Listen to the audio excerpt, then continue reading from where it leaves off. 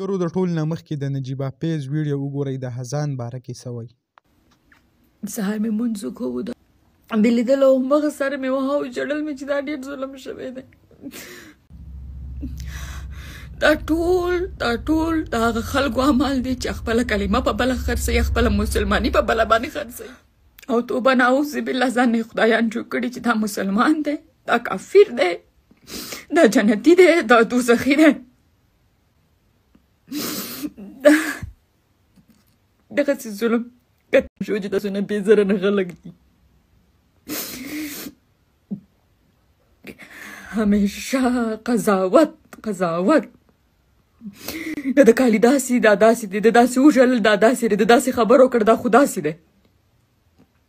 ځانونو ته هم کتلي دي. انسانیت درنه هیر دی، نور هر څه درته یاد دي. وساتئ دغسې خیرن، دغسې بدرنګه، دغسې تور سوچونه وساتئ چې نورې بدبختیانې مو هم په نصیب شي. همدغه چې موږ هغه بدبخته یو.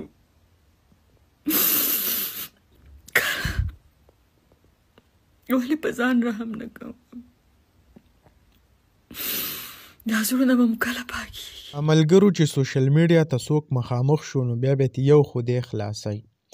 همدغسې کم د اذان کم ویډیو چې وایرل شوي وي، کم تصویران چې وایرل وو، په هغې کې چې ویله کېده چې آیا د اذان ویډیو وایرل شوې ده، حالانکې په ویډیو کې څه حقیقت نه و. په دې باندې مونږ مخکې هم یو ویډیو جوړه کړله، پوره تفصیل بیا مونږ بیان کړی و چې ویډیو چې دا د بل چا وه او هغه یې راغستې و په اذان باندې دغه کړی وه چې دا د اذان ویډیو ده.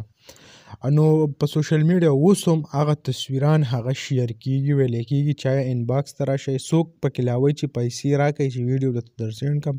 یعنې په دې خلکو باندې هم دونه تاو راغلی دی چې بس پیسې پکې لا هم ورکوي او هغه ویډیو چې دی خامخا لکه بس وګوري.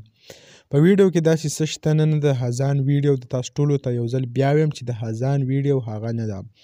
د هغې نه پس بیا په سوشل میډیا خلک مختلف قسمه پوسټونه کوي. یعنې څوک وایي ضمیر خان ضمیر صاحب د دې په هکله کې دا ویل، څوک یو څوک یادوي، څوک بل صاحب.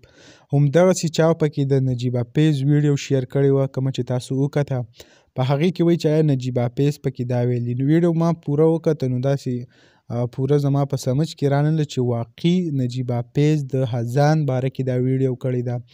نو ویډیو چې کوم دی داسې ایډیټ شوي شان ده، نو دې کې داسې ښکاري هم نه چې نجیب اپیز د اذان باره کې دا ویډیو کړله. یعنې دروغ روان دي، مکمل دروغ. دا یو کم ټاپک چې دی هغه ټرینډینګ ته کړی دی، مختلف خلک په ویډیو هم جوړی دي. علاوه په فیسبوک ګروپونو کې چې کم فساد جوړ دی هغه بس تاسو وړاندې وي. نو ډېر زیات د افسوس شرم خبره ده، زمونږ یو پښتون ورور دی او مونږ هغه بدنامو.